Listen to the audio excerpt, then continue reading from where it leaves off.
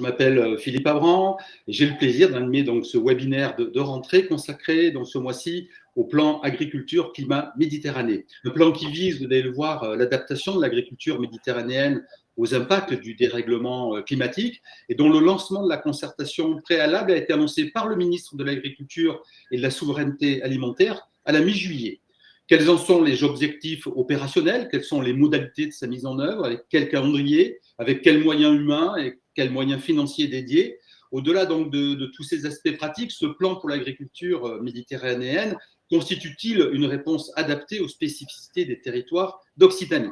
Alors, pour tenter d'y voir plus clair, j'ai le plaisir d'accueillir Olivier Rousset et Frédéric André. Avant de faire les présentations, je vous informe que vous pouvez tout au long de nos échanges poser vos questions en direct dans le chat, donc à la fenêtre à droite de votre écran. Je vous indique également qu'une enquête de satisfaction vous est proposée à compléter donc en fin de webinaire. Alors, Olivier Rousset, donc bonjour. Bonjour. Tout d'abord, merci d'avoir répondu donc à l'invitation de la SAFER Occitanie. Vous êtes le nouveau directeur régional de l'alimentation, de l'agriculture et de la forêt de la région Occitanie. Alors, j'en dis pas plus vous concernant, car je vais vous laisser le soin dans un instant donc, de pouvoir vous présenter plus en détail. En tout cas, ravi de vous accueillir. Frédéric André, bonjour. Bonjour. Vous êtes géographe, votre parcours professionnel vous a amené à intervenir dans le développement économique dans les Alpes-Maritimes, puis dans le développement durable au sein de l'ADEME, l'Agence de l'environnement et de la maîtrise de l'énergie. Vous êtes aujourd'hui directeur général de la SAFER Occitanie, après avoir été donc directeur général de la SAFER Languedoc-Roussillon. Ravi de vous accueillir également, Frédéric. Merci. Donc, je le rappelle, vous n'hésitez pas, vous pouvez réagir donc via le chat sur la droite de votre écran et poser vos questions à nos invités. Nous en prendrons quelques-unes en fin de webinaire. Alors Olivier Rousset, donc je reviens vers vous. Vous êtes en poste donc depuis la mi-juin 2024, c'est tout récent. Pour celles et ceux qui ne vous connaissent pas encore, est-ce que vous pouvez nous dire un mot sur votre parcours professionnel et peut-être aussi, ça nous intéresse de le savoir sur ce qui vous a conduit à accepter ce poste de DRAF ici en Occitanie? Oui, merci. Bonjour à tout le monde déjà. Donc, je suis très heureux de participer à ce webinaire, de pouvoir me présenter puis pouvoir évoquer le plan agriculture climat Méditerranée. Donc, en fait, j'ai toujours été passionné par les sujets agricoles du ministère de l'Agriculture. J'ai commencé mon parcours en administration centrale du ministère de l'Agriculture sur les politiques du deuxième pilier de la politique agricole commune, que l'on appelle régulièrement le développement rural. Voilà. Donc, j'ai commencé ma carrière dans ce domaine-là en administration centrale. Ensuite, j'ai souhaité mieux appréhender les problématiques dans les territoires. Donc, je suis allé travailler en région Provence-Alpes-Côte d'Azur sur les thématiques de la gestion de la ressource en eau. J'étais chef du projet sur le plan d'urgence et également donc, sur les politiques agricoles et environnementales de cette région.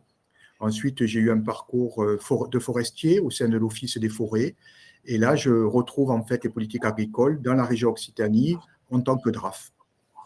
Ben, merci pour cette présentation. D'ailleurs, Monsieur Rousset, un DRAF, c'est quoi? J'ai envie de dire, quelles sont, rapidement brossées, vos responsabilités, vos prérogatives en tant que directeur régional? Le DRAF, il doit porter les politiques du ministère de l'Agriculture dans la région. Et donc, les politiques du ministère de l'Agriculture, elles relèvent de différents champs. Il y a toute la politique de l'alimentation, la sécurité sanitaire des aliments, l'alimentation au quotidien, les politiques agricoles, les politiques forestières et les politiques aussi en matière d'éducation dans l'enseignement agricole. Donc, le DRAF est autorité académique pour les 68 établissements d'enseignement agricole de la région Occitanie. Bon, un champ très large, donc j'imagine qu'à votre arrivée, de nombreux dossiers vous attendaient sur votre bureau. Est-ce qu'en 2 mots, là encore, vous pouvez nous dire ce qu'est la feuille de route, votre feuille de route, vos priorités pour peut-être les semaines et les mois à venir? Oui, on a connu début 2024 des mouvements sociaux importants dans le monde agricole, qui d'ailleurs sont partis de la région Occitanie, du fait, si vous voulez, de revenus agricoles faibles pour les agriculteurs dans la région, et également de crises, notamment au niveau des épisodes aussi animales, mais également d'autres crises liées à des facteurs climatiques. Et ce terreau-là de crise a généré ces mouvements de contestation agricole. Donc, la première priorité qui m'a été assignée par le ministre en prenant mon poste, c'est déjà de bien mettre en œuvre l'ensemble des mesures décidées par le gouvernement suite à cette contestation agricole, des mesures qui relèvent de la simplification, des mesures qui relèvent des aides conjoncturelles et également des mesures plus structurelles, on y reviendra tout à l'heure, comme le plan agriculture climat Méditerranée. Voilà un petit peu ma feuille de route dans le cadre de ma prise de poste. Merci pour ce premier éclairage, Olivier Rousset. Frédéric André, donc directeur général de la SAFER Occitanie. Frédéric, j'imagine que la qualité des échanges et des relations entre les dirigeants de la SAFER que vous représentez aujourd'hui et les commissaires du gouvernement, dont le DRAF, il y a la DRAF et puis il y a le commissaire des finances également par ailleurs, tout ça constitue un facteur décisif de la qualité de l'action de la SAFER. Exactement, vous le rappelez, Philippe Abraham, le DRAF est commissaire du gouvernement agriculture. La SAFER exerce ses missions dans le cadre du Code rural, des articles L141 et suivants notamment. Et donc ces opérations de la SAFER sont approuvées par les commissaires du gouvernement, agriculture et finances. Donc ici, en l'occurrence, le DRAF a un rôle clé dans ce qu'on peut appeler la mission de tutelle des ministères sur l'action de la SAFER. Donc toutes les préemptions, les fameuses préemptions de la SAFER qui font beaucoup parler, sont examinées et approuvées par les commissaires du gouvernement, de même que toutes nos opérations à l'amiable, au-delà de 180 000 euros de prix principal. Donc la relation entre la SAFER et la DRAF, elle est d'abord, je dirais, au plan tutélaire. Donc le DRAF est membre de droit du conseil d'administration de la société anonyme SAFER. Mais je dirais qu'au-delà de ça, la SAFER, c'est l'opérateur des politiques publiques et il y a un lien aussi sur la mise en œuvre des politiques dont Olivier Rousset nous a rappelé leur importance. Donc la SAFER opérateur joue de concert avec l'État notamment, et c'est à ce titre-là que la relation elle est quotidienne. Et je dois dire que particulièrement en Occitanie, on s'efforce de part et d'autre à ce que cette relation soit une relation de confiance. À titre d'exemple, on a une instance interne qui figure dans nos statuts et règlements, on appelle ça le comité opérationnel. Donc ce comité opérationnel au niveau régional, il donne un deuxième avis sur les propositions d'attribution de foncier, et les commissaires du gouvernement siègent avec la gouvernance de la SAFER dans ce comité opérationnel. Donc voilà, j'insiste sur la puissance du lien entre la DRAF et la SAFER. Merci pour ce rappel, Frédéric André. Olivier Rousset, donc je reviens vers vous pour parler effectivement donc de ce plan agriculture climat Méditerranée. Vous le sous-entendiez dans votre feuille de route, il y a, si j'ai bien compris, des urgences et des dossiers de court et moyen terme, mais il y a aussi cette volonté des pouvoirs publics de pouvoir agir donc à plus long terme, et notamment donc, pour accompagner la transition agroécologique, pour donner donc des perspectives, j'ai envie de dire, des perspectives durables. Mi-juillet, donc je le rappelais en introduction, le ministre de l'Agriculture annonçait le lancement donc de la concertation relative donc au plan pour l'adaptation de l'agriculture méditerranéenne aux impacts du dérèglement climatique. Peut-être avant d'aborder les modalités pratiques de sa mise en œuvre, est-ce que vous pouvez nous rappeler brièvement les constats qui ont prévalu donc à ce plan, ainsi peut-être que les grands objectifs, les objectifs généraux de ce plan agriculture climat Méditerranée? Tout à fait. Le premier constat qui est général, mais au niveau national, et que je n'ai pas encore évoqué, c'est qu'on a 50% des agriculteurs qui, dans les 10 ans, sont susceptibles de partir à la retraite. Donc ça, c'est un phénomène national. Et il faut pouvoir, si on veut susciter des reprises des exploitations par de nouveaux agriculteurs, il faut pouvoir leur donner des perspectives durables. Et donc, dans la Méditerranée, on a des spécificités, et une des spécificités, c'est qu'on est les plus gravement touchés par les effets du changement climatique. Donc, il faut ouvrir des perspectives pour les jeunes qui doivent s'installer dans des productions qui pourront valoriser au niveau économique dans les années à venir et des productions qui soient résilientes à ce changement climatique. Sinon, le risque est grand qu'une grande partie de ces exploitations ne soit pas reprise si les jeunes n'ont pas de perspective durable en termes de production agricole, avec des terres qui pourraient devenir des friches, un risque incendie qui augmenterait en région Occitanie. Donc, on a un devoir collectif pour trouver des perspectives pour que des jeunes souhaitent s'installer en agriculture. Dans un contexte, comme je le dis, où le changement climatique touche toute la France, mais plus durement, tous les modèles économiques, notamment les études Explore 2, qui ont été faites par des scientifiques sur les projections hydroclimatiques des 10, 20, 30 prochaines années, montrent que c'est nos bassins qui vont être les plus impactés en matière de réduction, si vous voulez, de la disponibilité en eau. Alors, donc pour cela, c'est le constat de départ. Pourquoi il y a eu un plan spécifique, pourquoi le ministre a annoncé un plan spécifique pour la zone méditerranéenne, c'est parce que nous sommes les plus durement touchés par ce dérèglement climatique. C'est donc un plan qui est centré sur l'arc méditerranéen, qui concerne bien sûr la France. Quelle est la place de l'Occitanie dans ce périmètre, en fait? Donc, 18 départements ont été désignés éligibles à ce plan sur la base de critères climatiques arrêtés par l'INRAE, donc c'est des climats méditerranéens, mais également du sud-ouest. Donc, 8 départements sur les 18 sont de la région Occitanie et sont donc éligibles à ce plan. Les 5 autres départements de l'Occitanie qui ne sont pas directement éligibles peuvent toutefois accueillir des projets qui ont été initiés à partir d'un des 8 départements éligibles. Je prends un exemple, l'Hérault est éligible, pas l'Aveyron, qui n'est pas considéré dans un climat méditerranéen d'après les modèles de l'INRA. Si un projet démarre dans une partie de l'Hérault, il peut se prolonger dans le sud-est de l'Aveyron, par exemple.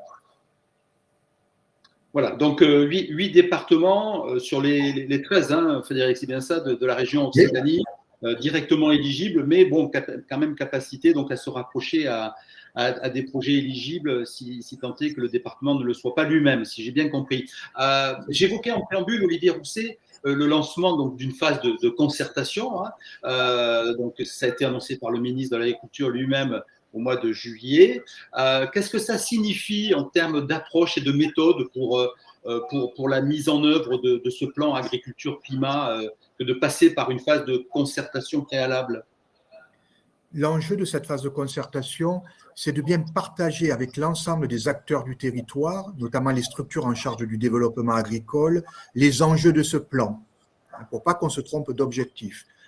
Donc le premier enjeu, c'est de partager les scénarios hydroclimatiques dont je vous ai parlé. Donc la situation va évoluer plutôt de façon défavorable en matière de disponibilité de la ressource en eau. On aura un peu plus d'eau en hiver, mais quand même globalement sur l'année, dans notre région, une baisse. Donc, il faudra tenir compte de ces nouvelles prévisions climatiques dans les propositions, les projets que l'on devra formuler. Donc, déjà, partager ce diagnostic à l'échelle de la région. Et ensuite, cette phase doit nous permettre également de définir des projets de filière. L'enjeu, ce n'est pas d'amener les agriculteurs dans des productions qui n'ont pas de débouchés valorisables, qui génèrent de la valeur ajoutée pour tous les maillons de la filière. Donc, il faut que l'on travaille de façon collective pour définir ces projets de filière qui soient durables. Donc, des projets de filière. J'ai noté quand même que le communiqué donc, ministériel insistait beaucoup sur les notions de projets collectifs. Alors, on peut le comprendre lorsqu'il s'agit effectivement de filières, mais de projets collectifs de territoire. Le ministère parle également de démarches de labellisation pour aller vers donc, la reconnaissance d'aires agricoles, de résilience climatique, et aussi donc, évoque beaucoup la notion de contractualisation. Alors qu'est-ce que tout ça signifie-t-il concrètement, Monsieur Rousset? En effet, les projets doivent émerger des territoires qui ont des conditions pédoclimatiques relativement homogènes. Ça peut être des territoires discontinus, infradépartementaux, mais aussi supradépartementaux, sous réserve qu'ils aient des conditions pédoclimatiques relativement homogènes et qui portent un projet agricole qui soit plus résilient face au changement climatique. Et ça doit être des projets de diversification, soit de diversification vers de nouvelles productions mieux adaptées au climat que l'on connaîtra dans les années à venir, soit un projet qui reste sur la même production, mais avec une diversification des pratiques pour mieux intégrer une plus faible disponibilité de la ressource en eau. Donc, deux natures de projets de diversification, soit au sein de la même production, avec des pratiques qui permettent de mieux économiser l'eau, ou soit vers de nouvelles productions qui soient mieux adaptées au nouveau climat. Et donc, avec cette perspective de labellisation, donc il faudra être labellisé aire agricole de résilience climatique pour pouvoir bénéficier des soutiens afférents à ce plan? Vous avez raison. La première étape d'un porteur de projet, qui peut être très varié, que ça peut être une collectivité, un organisme de développement agricole, ça va être de déposer avant le 15 novembre, la date vient de changer, hein, mais là, voilà, ça va être de déposer avant le 15 novembre un projet collectif avec des acteurs de l'amont et de l'aval pour être labellisé aire agricole de résilience climatique. Voilà. Avec une feuille de route assez succincte, mais qui montre comment on répond aux enjeux que j'ai évoqués précédemment. Une fois que le projet est labellisé, les porteurs de projet pourront émarger à des guichets de financement spécifiques en fonction des aides qu'ils solliciteront, soit la maturation du projet, soit des aides pour de l'investissement, matériel ou immatériel. S'agissant des porteurs de projets, vous avez cité à titre d'exemple des collectivités locales, des organisations de développement. J'imagine que les organisations économiques font partie des porteurs de projets éligibles. Je pense aux coopératives, parce que quand on parle filières, souvent les filières sont structurées par des organisations coopératives ici en Occitanie. Tout à fait. Les coopératives sont éligibles pour porter dans la première phase, si vous voulez, un dossier de labellisation AARC. Après, en fonction de la nature des actions qui se figureront dans le projet, il y aura des guichets spécifiques et des critères d'éligibilité différents. Alors, il y a une question importante là que je vois dans le chat, et je pense qu'il faut y répondre assez rapidement. Ce plan n'a pas vocation à financer des retenues collinaires ou de l'hydraulique. Il y a d'autres dispositifs. Il y a eu un appel à projet du ministère de l'Agriculture sur l'hydraulique agricole. On comprend tout à fait au niveau de la DRAF qu'il faut de l'eau pour faire des cultures. Donc, il y a d'autres dispositifs spécifiques pour financer des retenues collinaires dans des secteurs, si vous voulez, où c'est possible. Mais ce plan ne financera pas de l'hydraulique agricole. Par contre, le projet de territoire qui pourra être présenté devra être cohérent avec d'autres projets qui sont portés en matière d'hydraulique agricole ou autres, avec les autres projets du territoire. Merci pour cette précision, elle est importante. Vous l'avez évoqué rapidement en termes de calendrier. Donc, dépôt des premières demandes, donc 15 novembre. Vous pouvez nous dire un mot du calendrier général de la mise en œuvre de ce plan et peut-être aussi faire le lien avec les objectifs opérationnels qui peuvent être ceux de la DRAF en termes peut-être de nombre de dossiers qui pourraient ainsi être accompagnés. D'accord. Donc, la DRAF va lancer un appel à manifestation dans les 15 jours à venir qui précisera de façon plus détaillée les critères d'éligibilité de ce plan. Donc, les documents sont en cours de finalisation avec le ministère de l'Agriculture. Ils devraient être finalisés dans les prochains jours. Et donc, la DRAF lancera un appel à manifestation. Les porteurs de projets pourront présenter leurs premières propositions pour le 15 novembre. Et après, il est prévu qu'en 2025, il y ait d'autres relèves de projets. Mais ça, bon, j'apporterai des précisions une fois qu'il y aura le nouveau gouvernement qui sera installé et qui nous apportera ces précisions. En tout cas, nous, ce que l'on souhaiterait au niveau de la DRAF, c'est qu'au moins chacun des 8 départements éligibles de la région présente au moins un projet de diversification dans le cadre de ce plan pour montrer qu'on est en capacité d'offrir des perspectives nouvelles et durables pour les agriculteurs de la région et pour ceux qui vont s'installer, on l'espère, dans les années à venir. Un mot peut-être quand même sur les moyens d'accompagnement, notamment financiers. Donc le communiqué de presse de lancement annonce certains chiffres. Est-ce que vous pouvez nous préciser les choses, au moins pour 2024, puisque bon, le budget pour 2025, j'imagine, il n'est pas bouclé. Mais pour 2024, peut-être avez-vous quelques certitudes et peut-être au regard des 8 départements de la région Occitanie éligibles, nous dire peut-être au regard des chiffres nationaux pour ce plan agriculture-climat Méditerranée, ce qui pourrait revenir, si vous avez l'info, mais ce qui pourrait revenir à la région Occitanie. J'imagine aussi que c'est en lien avec le nombre de dossiers déposés, mais qu'est-ce que vous pouvez nous dire en la matière, M. Rousset ? Alors, à ce stade, il était prévu une enveloppe de 50 millions d'euros, globalement, pour le plan, qui comprend un volet qu'on appelle maturation pour aider les projets à être finalisés, et puis une grosse partie de l'enveloppe pour financer des actions concrètes au sein des aires qui auront été labellisées. Donc, 2 volets, aide à la maturation et aide pour des actions concrètes. Enveloppe globale de 50 millions d'euros. Les critères de répartition, normalement, c'était au prorata de chacun des départements éligibles, avec une réserve gardée au niveau national pour abonder les départements qui proposeront le plus de projets. Voilà. Donc, 2 critères de répartition de l'enveloppe. Un au prorata du nombre de départements dans la région éligible. Donc, il y en a 8 sur 18, si vous voulez, en Occitanie. Une réserve au niveau national distribuée en fonction des besoins exprimés par les départements. Les départements qui proposeront le plus de projets qui répondent à l'esprit de ce plan pourront bénéficier de cette réserve-là. Et au regard des incertitudes budgétaires pour 2025, on va dire, au niveau du budget de l'État, vous êtes serein sur la disponibilité de ces moyens parce que bon, le plan il va être lancé, les régions, les départements vont s'investir, les porteurs de projets également. Il y a quand même quelques garanties sur la pérennisation des moyens que vous annoncez, les 50 millions d'euros au niveau national, ou il y a encore des incertitudes en la matière?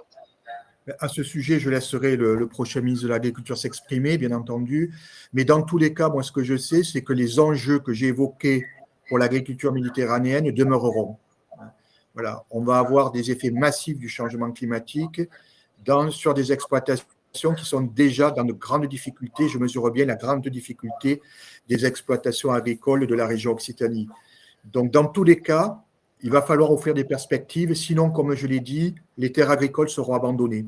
Voilà.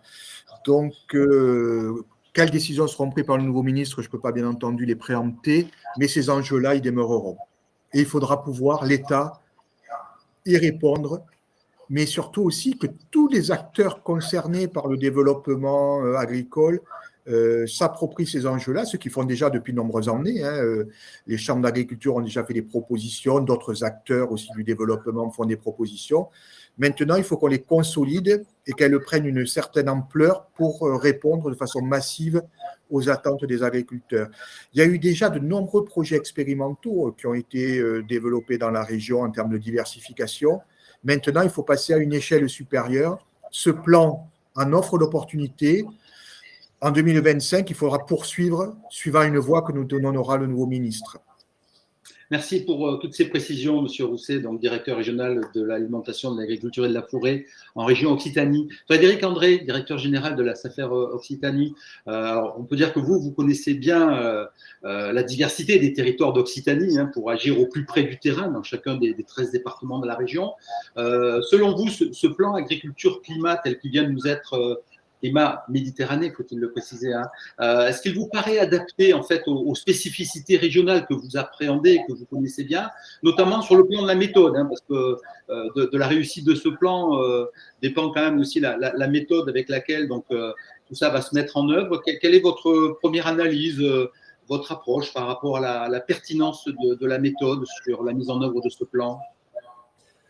Alors, étant très heureux d'accueillir le DRAF Olivier Rousset dans notre studio virtuel, hein, le webinaire Parlons foncier, dont on a fait plus d'une trentaine d'éditions, je ne me permettrai pas de porter un jugement sur la méthode. Elle paraît tout à fait cohérente et pertinente. Moi, je voudrais insister sur deux points qui ont été soulevés par Olivier Rousset.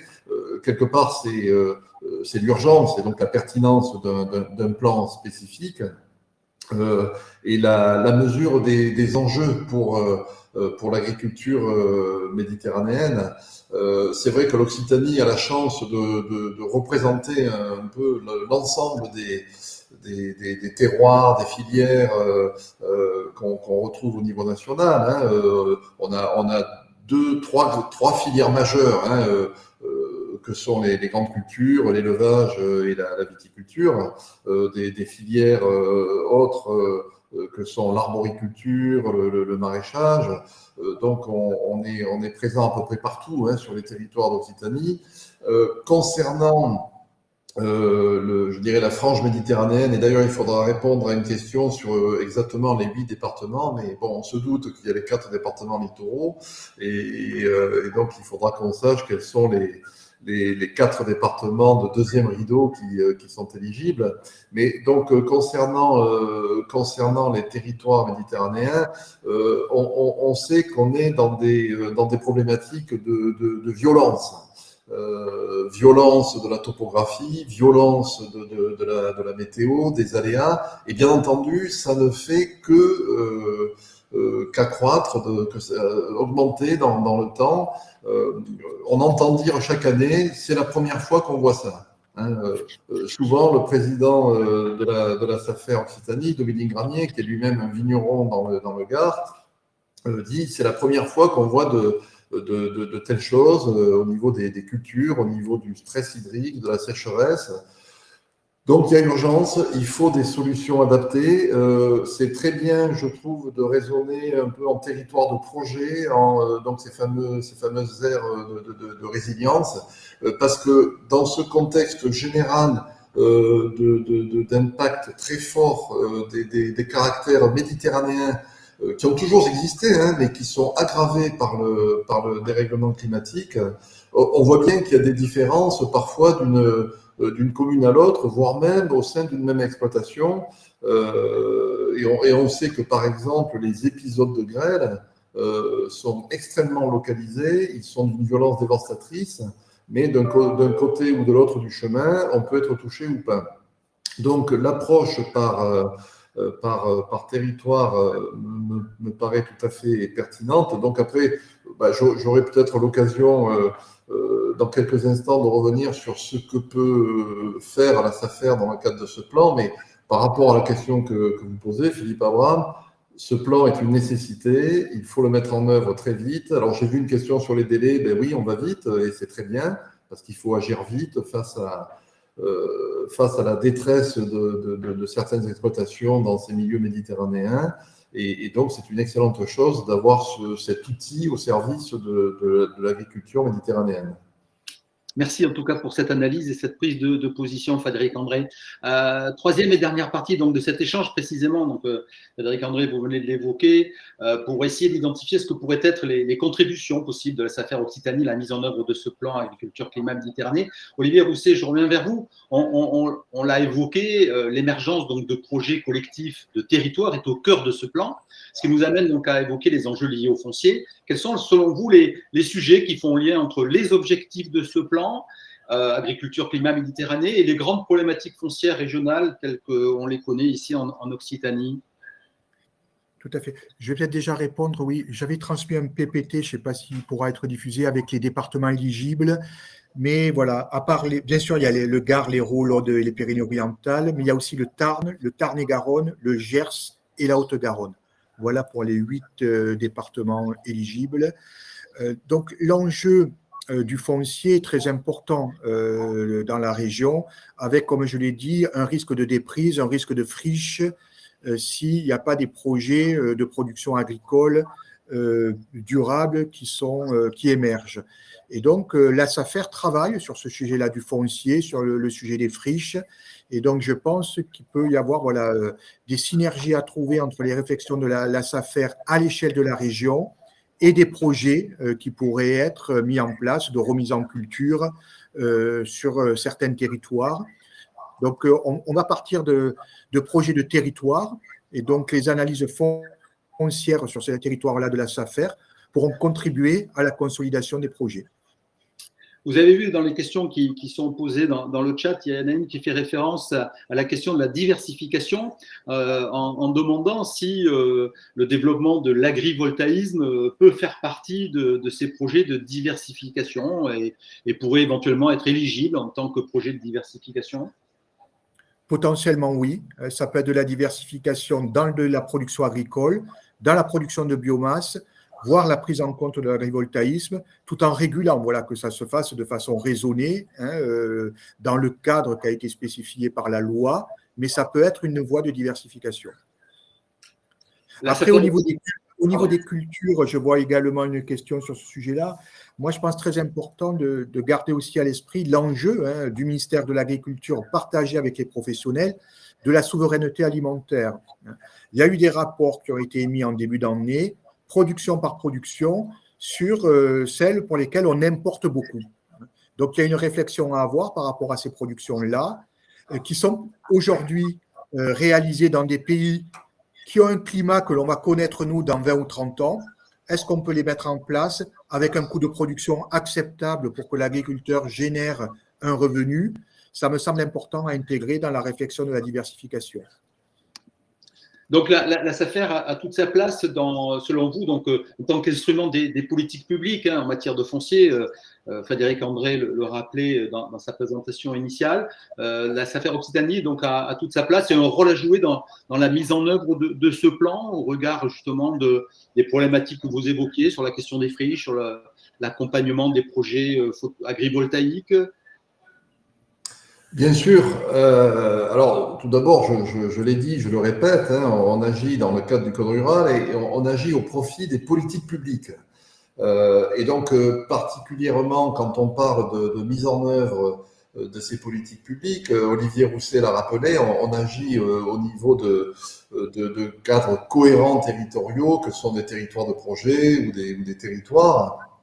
La concernant, la SAFER Occitanie a inscrit dans le cadre de son PPS, qui est son document d'orientation stratégique sur 2022-2028, elle a inscrit bien entendu le prolongement de son action vers les territoires. Nous avons 500 conventions signées en Occitanie avec tous les niveaux de territoire, la région, certains départements, les agglos, on vient de signer avec la métropole 3e, Montpellier, Méditerranée, les communes, les acteurs économiques, on a cité les coopératives, notamment en faveur de l'installation. Également les agences de l'eau. L'eau est une dimension, bien entendu, déterminante dans ces problématiques d'action, particulièrement sur l'agriculture méditerranéenne.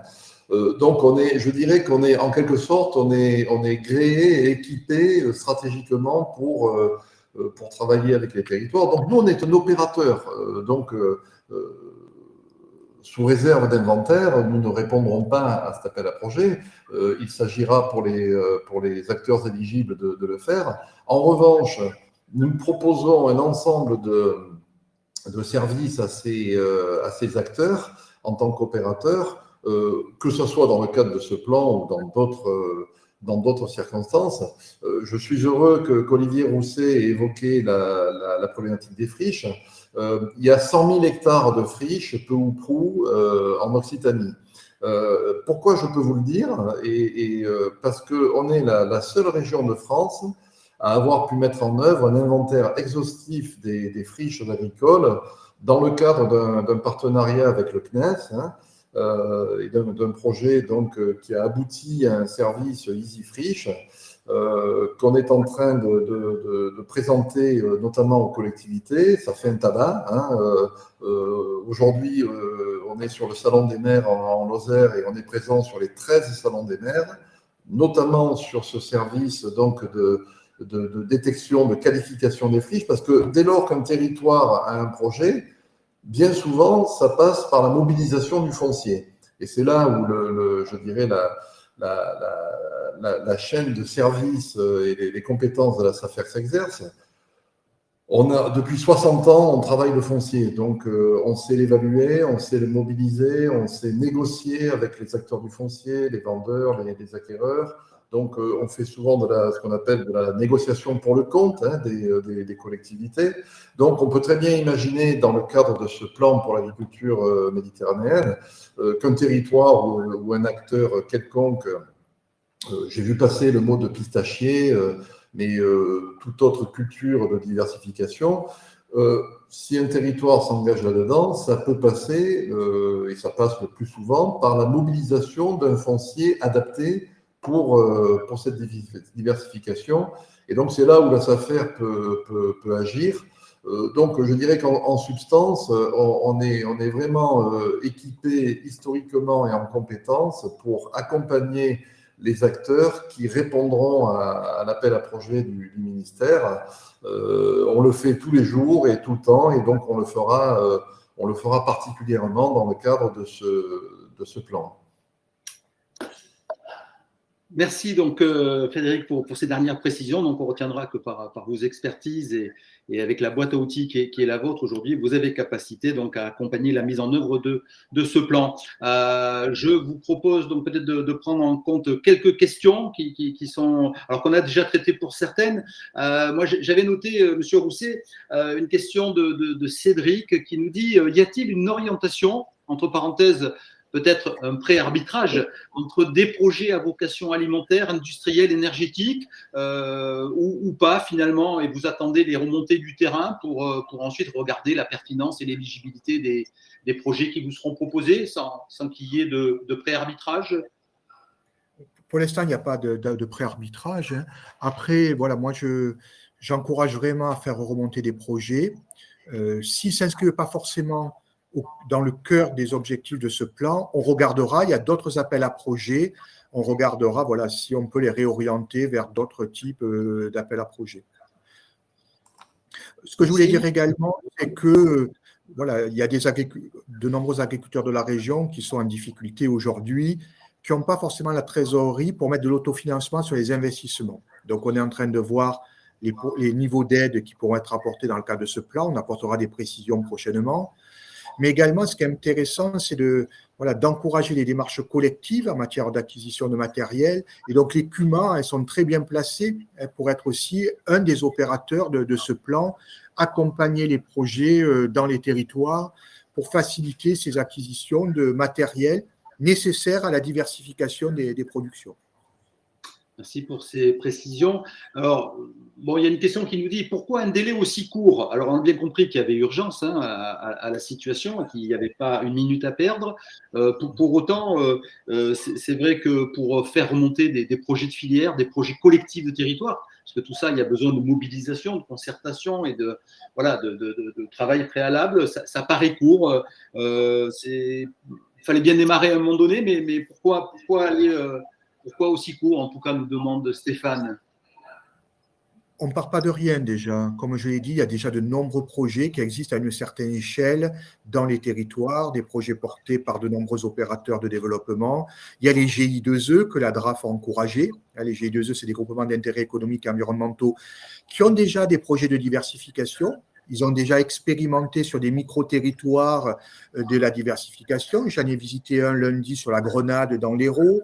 Il y en a tout un tas d'autres de GI2E dans la région, d'autres natures de projets de territoire aussi, avec d'autres dénominations qui existent.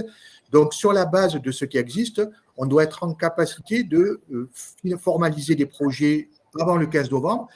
Si le projet n'est pas mature, comme je l'ai dit, il pourra bénéficier d'une aide spécifique à la maturation. Donc, si on n'est qu'à un stade d'idée au niveau d'un territoire, mais pas encore un plan d'action bien déterminé, on pourra le déposer et bénéficier de cette aide à la maturation si l'idée mérite d'être creusée d'après le comité de sélection. Mais maintenant, il y a quand même urgence. Hein, le dérèglement climatique, les agriculteurs de la région le ressentent déjà depuis au moins 3-4 ans. Hein, on a parlé des épisodes les épisodes de grêle, voilà, tous ces épisodes-là. Maintenant, ils sont bien connus des agriculteurs. Les réflexions ont débuté. Maintenant, il s'agit de les consolider. Et c'était aussi une attente des professionnels agricoles d'avoir un plan rapidement opérationnel. Et comme je l'ai dit, on espère que des projets aussi pourront être déposés au premier trimestre 2025 ou au deuxième trimestre 2025. Pour les territoires, il y a encore un peu de temps. Merci. En temps utile, j'imagine qu'il y aura une communication pour préciser les conditions d'obtention de ces aides pour les agriculteurs. J'imagine aussi qu'en fonction de la nature des projets, même projets de territoire, projets de filière, les aides seront modulées pour être appropriées, adaptées à ces mêmes projets. Alors là, c'est en cours de précision par le niveau national. On aura les règles définitives sur ces niveaux de modulation dans les prochains jours et elles figureront dans l'appel à manifestation que l'on publiera avant la fin du mois. Bon, très bien. Merci pour l'info. Une question qui fait le lien avec la question de l'innovation et de la réutilisation d'eau usée et notamment des boues pour la production d'eau à usage agricole. Est-ce qu'il existe des fonds pour soutenir des projets de cette nature? Et est-ce que ça peut faire partie des réflexions, de ces projets de territoire qui pourraient émerger ou pas du tout? Alors, pas dans le cadre du plan agriculture climat Méditerranée.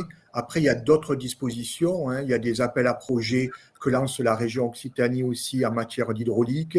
Il y a également les dispositions financières des agences de l'eau sur la réutilisation des eaux usées. Bon, c'est clair. Bertin nous dit 100 000 hectares de friches en Occitanie.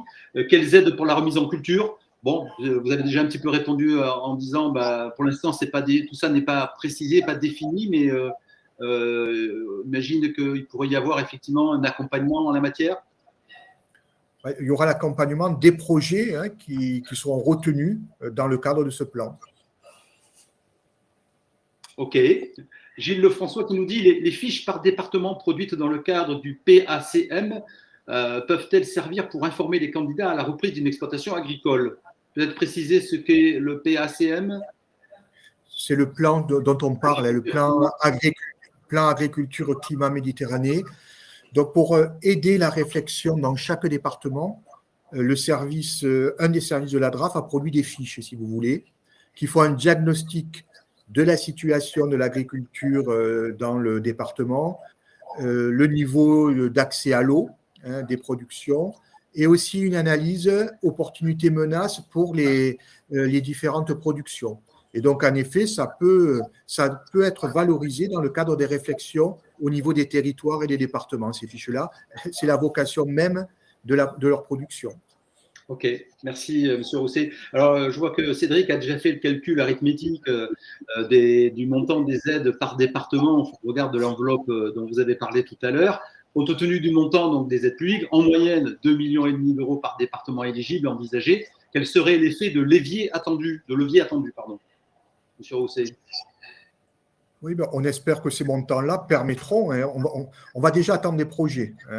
Plus on aura de projets, plus on pourra revenir vers le ministère pour espérer d'avoir les montants nécessaires à la mise en œuvre des projets.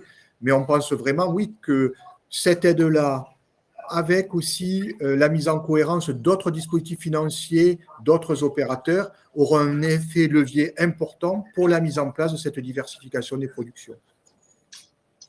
Merci pour cette réponse. Alors, Muriel nous demande quid de la recevabilité des projets en lien avec la recherche d'autonomie fourragère, pour l'élevage évidemment, en défrichant des surfaces mécaniquement.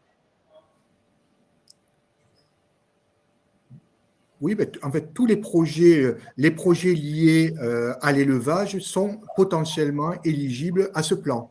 Il faudra montrer en quoi les propositions sont plus résilientes par rapport aux effets du changement climatique. Donc, il n'y a aucune production agricole qui est exclue a priori de ce plan. Très bien. Écoutez, c'était la dernière question que nous prenions en compte. Olivier Rousset, donc directeur régional de l'alimentation, de l'agriculture et de la forêt de la région Occitanie. Merci encore pour avoir répondu à l'invitation de la SAFER Occitanie. Merci pour toutes les informations délivrées. Frédéric André, merci pour votre contribution au débat. Merci à tous pour votre forte participation, hein, qui ne se dément pas d'un webinaire à l'autre, puisque aujourd'hui vous étiez près de 200 inscrits encore. Vous pouvez retrouver dès demain donc, le replay de ce webinaire sur la chaîne YouTube de la SAFER Occitanie. Restez en ligne hein, dans une démarche d'amélioration continue. Je vous remercie de prendre peut-être 1 ou 2 minutes pour répondre au questionnaire de satisfaction. Et puis d'ores et déjà, donc, je vous donne rendez-vous pour le peut-être fin octobre prochain, donc pour un prochain webinaire. Rendez-vous également donc le 15 octobre prochain, c'est plus près de nous, pour le grand événement organisé par la SAFER Occitanie intitulé Partageons la Terre. Un événement qui va réunir donc à Toulouse plusieurs centaines d'entrepreneurs du monde agricole et des jeunes se destinant à l'agriculture. Je crois au total aujourd'hui près de 700 inscrits. Donc vous voyez, ça va être le méga événement pour sensibiliser les jeunes hein, sur l'importance de l'attribution du foncier agricole, cette ressource qui est vitale hein, pour notre souveraineté alimentaire, qui est vitale aussi pour la préservation de notre territoire, et puis faire découvrir à tous ces jeunes la démocratie foncière telle qu'elle se vit au quotidien dans nos comités techniques départementaux. Sur ce, je vous souhaite une belle journée. À très bientôt. Au revoir. Au revoir.